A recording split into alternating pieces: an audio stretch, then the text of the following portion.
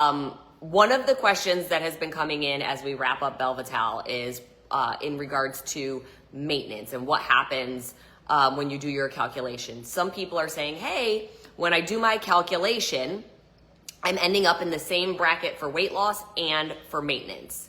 What's the deal? That can happen, especially if you're in plan A. So obviously a lot of times when we do our calculation, and if you're smaller, you might not even calculate into plan A, right? You might calculate at 900 or 1,000 calories. And we always say, you're gonna round up to plan A where you're eating between 12 and 1,500 calories. We're not gonna eat 900, that's too little. But nonetheless, that weight loss formula technically calculated you down to like 900. Then you do your maintenance formula, and now it's probably of plan A. And people are saying, well, my weight loss and maintenance are the same bracket. So what you can do is go up to plan B. You should not start gaining weight, especially if you're still following the guidelines of the program and eating healthy and you're not adding a bunch of the added sugars and the alcohol and all the other stuff back in. So keep it clean, see how you feel, give your body that little bit of extra fuel for those 2 weeks. And then you can decide, do you want to stay in B? Does that feel really good? Believe it or not, sometimes when you just give yourself that little bit of extra calorie intake, your body might actually start letting go of more body fat. It might release a little bit more because it's like, oh, we're getting a little bit more nutrition so we can let go a little bit more. So that's one thing I'm seeing. The other thing I'm seeing is people saying, hey, when I do my calculation, I'm going up 2 brackets from where I was from weight loss. Is that normal? That can also be normal. At the top of bracket B, and then for weight loss. So you might calculate top of bracket B for weight loss and then bottom of bracket D for maintenance. That is also normal, okay? Now, if that scares you, if you're just like, oh my gosh, that seems like a big jump or a lot of food, I'm not sure I'm gonna be able to eat that, you can go into bracket C and stay there for 2 weeks. It's still gonna be more than you were having when you were eating in plan B. Y'all, when it comes to nutrition, there is no one hard rule. There is no, this is the way and this is the only way. And this is why I am trying to teach you to connect back to yourself, connect back to what feels good for you. Don't make it come from here, make it come from how it actually feels, how your body feels, energy feels, sleep feels, how do your workouts feel? Yes, how are things fitting?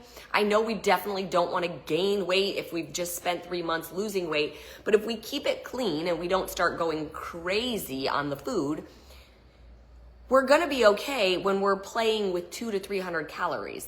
It's really like, I mean, think about it. You know, you go out to eat and they put the bread down and you eat a piece of bread. Like you could be talking about 150 to 300 calories if you put butter on it or dip it in olive oil. And we don't think twice about that. So these are just little things I want you to keep in mind, is that a little bit of it is trial and error. However, when you do your trial, you can't do a trial for 2 days or 3 days and go, it didn't work. Oh my God, the scale moved half a pound. I can't do it. You got to give it time. You've got to give it about 4 weeks. Like that's what I always say is you go into your bracket and you stay there for 4 weeks and you let your body adapt and you see how it feels.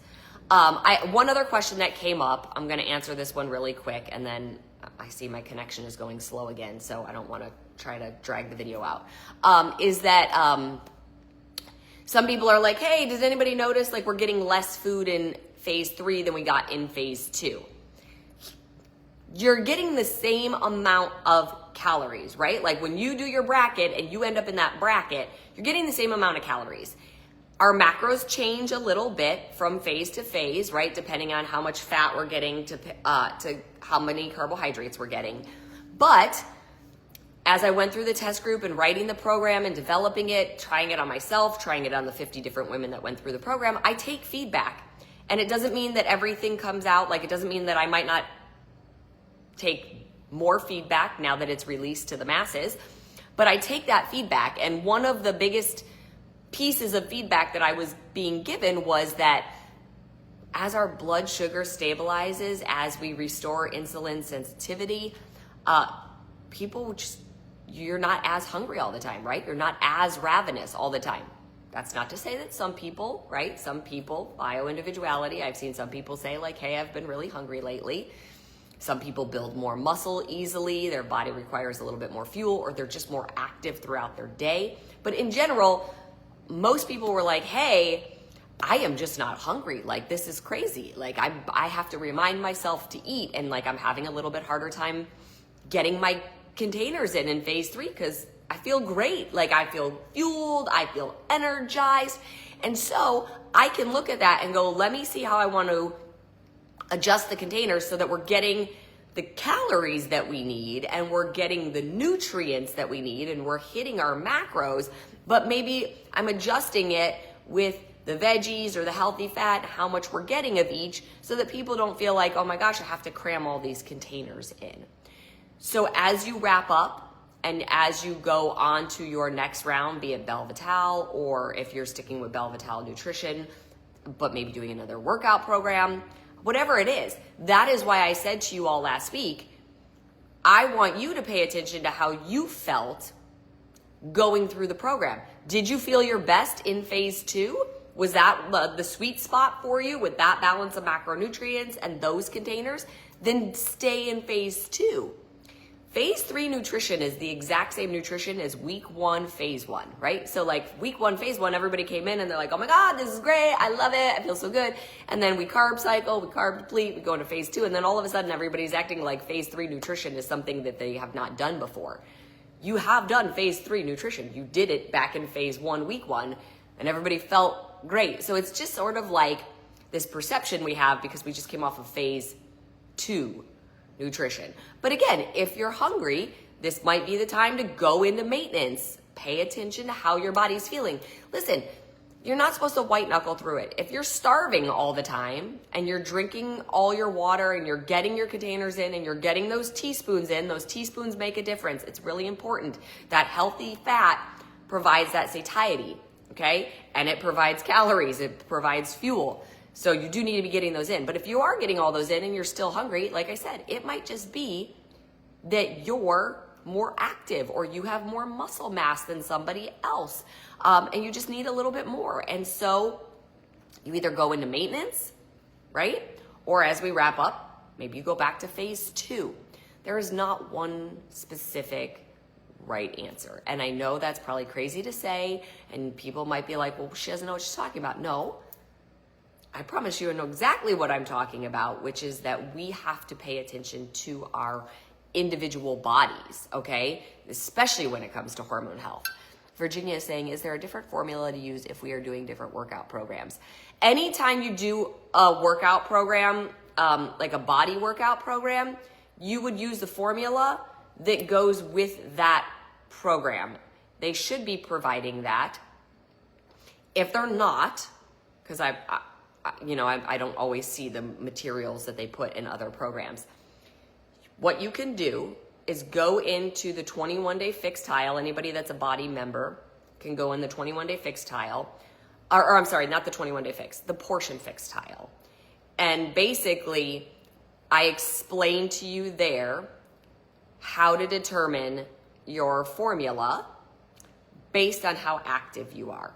I'll screen grab it and I'll drop it in this group so you guys know what I'm talking about. But it's basically like, how many hours a week are you working out? How many days a week? How many hours a week? And if it's this to this, you're going to be in zone 1. Or if it's this to this, you're in zone 2. And if it's this to this, you're in zone 3.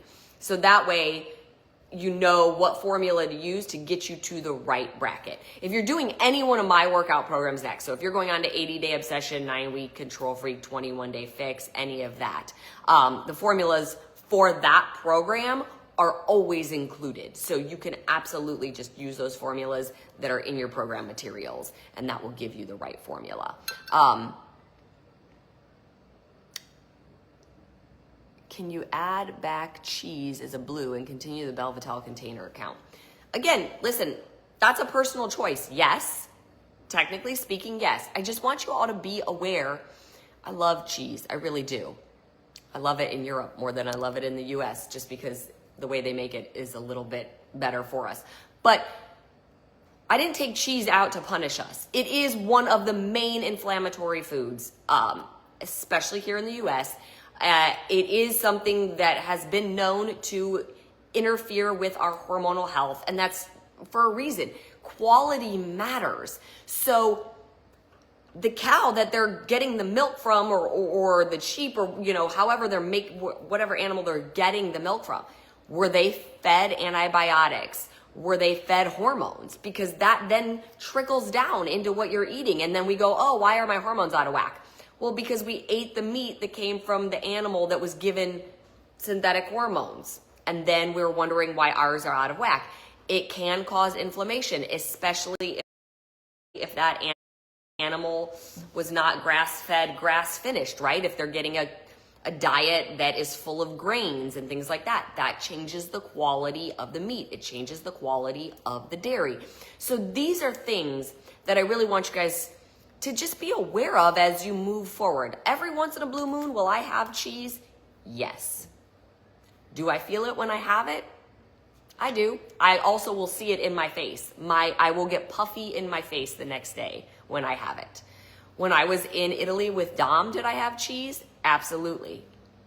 Did I feel it as much? No, I didn't. However, I was having cheese and gluten and probably a little more sugar. And even though I felt great, like the whole trip, like nothing upset my stomach and I didn't feel inflamed and I didn't gain weight at all, my Oura Ring told me every day. I would look at it and it was crazy. My Oura Ring would say my stress was like off the charts. And I kept saying to Dom, I was like, this makes no sense. Like, Mom feels so good. Like, we're relaxed. I was sleeping like a baby. We were having the best time. I was like, I don't feel stressed. I don't know why it keeps telling me I'm stressed. And then I was like, oh, wait. I am still eating foods that my body has a harder time with. Gluten, dairy, sugar. So sometimes you don't always see it, but it doesn't mean it's not stressing your body. Again, things that are all just there for you to be aware of and keep in mind.